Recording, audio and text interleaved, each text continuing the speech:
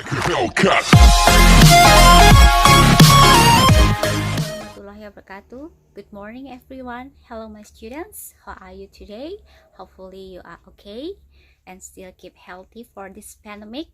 Okay, I'll give a new chapter here. It is the discussion about memo. Here the explanation.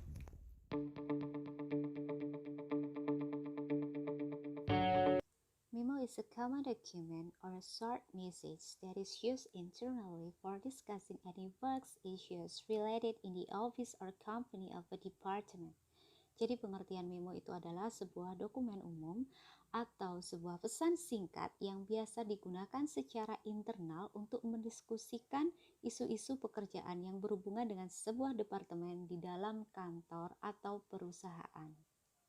The function of a memo is to inform someone or certain group of persons in the department about kind of issues like events, regulations, sources, and urge them to take action on that issues. Jadi, fungsinya memo adalah untuk menginformasikan seseorang atau grup dari orang-orang di dalam suatu departemen tentang isu mengenai acara-acara, aturan-aturan yang akan diberlakukan, sumber-sumber informasi yang lain, and urge them dan memaksa mereka untuk mengambil tindakan dari isu-isu tersebut. The generic structure of memo. First, yang pertama adalah to, atau yang kita sebut dengan recipient's address, alamat penerima. And second, from, sender's address or your name adalah nama pengirim atau biasanya nama Anda yang akan berlatih menulis memo di sini. And third is date. Tolong dilihat cara penulisannya. Fourth is subject. It should be clear and specific order. Maksudnya dalam menulis subjek harus jelas poin apa yang akan dititik beratkan. Yang kelima adalah introduction, give necessary background information to understand the purpose of the memo. Maksudnya adalah berikan informasi latar belakang yang perlu untuk memahami tujuan dari sebuah memo. You can stimulate information of issues by using 5W8. Kamu bisa menggunakan 5WH ya untuk menstimulasi tujuan dari itu. Misalnya berawal dari what, who, where, when, why. Yang keenam adalah summary, present important points. Di sini Anda harus menekankan poin-poin penting yang harus dijelaskan dalam memo. Number 7, discussions. Details of memo which contain information or instructions given.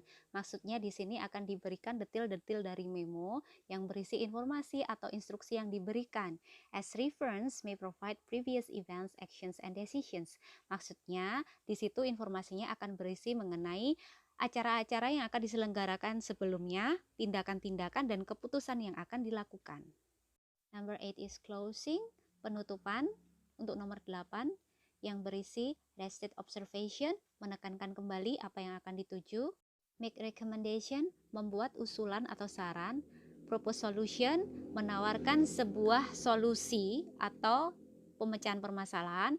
And call for action, menawarkan sebuah tindakan apa yang akan dilakukan nanti.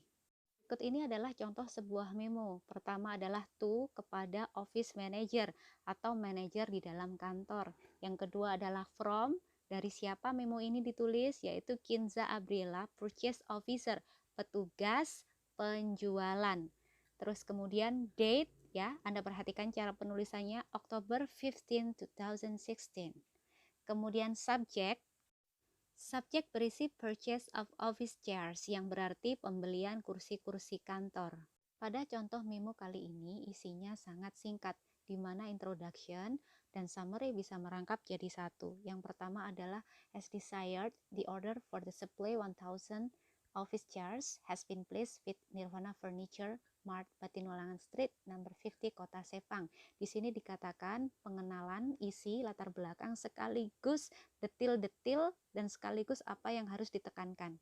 Yakni pemesanan 1000 kursi kantor telah dilakukan oleh Nirvana Furniture Mart yang ada di Jalan Batinulangan nomor 50, Kota Sepang, Bandar Lampung.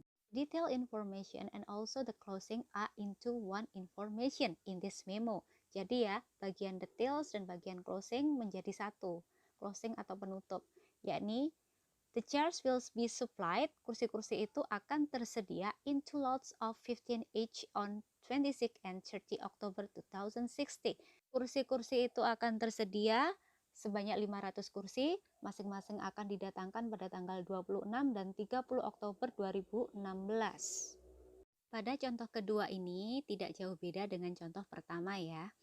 Lalu yang harus Anda kerjakan, contoh kedua ini akan saya buat soal di Google Classroom Anda masing-masing beserta soal yang lain di mana Anda harus menjawabnya pada hari ini juga dan dikumpulkan pada hari ini juga.